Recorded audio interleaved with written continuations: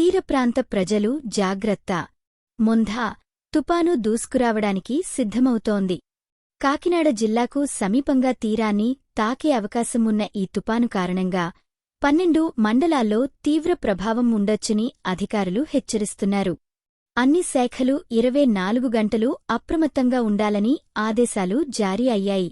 తక్కువ ఎత్తున ప్రాంతాల ప్రజలను ముందుగానే సురక్షిత కేంద్రాలకు తరలించే పనులు వేగంగా సాగుతున్నాయి. ముఖ్యంగా గర్భిణీలు, వృద్ధులు, చిన్నారులు, అనారోగ్యంతో ఉన్నవారిని గుర్తించి వారికి సురక్షితమైన ఆశ్రయాలు కల్పించాలని సూచించారు. ఇప్పటికే 260 పునరావాస కేంద్రాలు సిద్ధంగా ఉన్నాయి. ఆహారం, తాగునీరు, పాలు, ఔషధాల వంటి అన్ని ఏర్పాట్లు పూర్తి చేశారు. రాష్ట్ర ప్రభుత్వం 19 కోట్ల రూపాయలు అత్యవసర నిధులుగా విడుదల చేసింది. అందులో కాకినాడ జిల్లాకు 1 కోటి రూపాయలు కేటాయించబడింది. తీర ప్రాంత ప్రజలు అప్రమత్తంగా ఉండాలి. అధికారుల సూచనలను ఖచ్చితంగా పాటించండి. అవసరమైన వస్తువులు సిద్ధం చేసుకుని తుపాను సమయంలో సురక్షితంగా ఉండండి. జాగ్రత్తగా ఉండండి. మీ భద్రతే ప్రధాన్యం.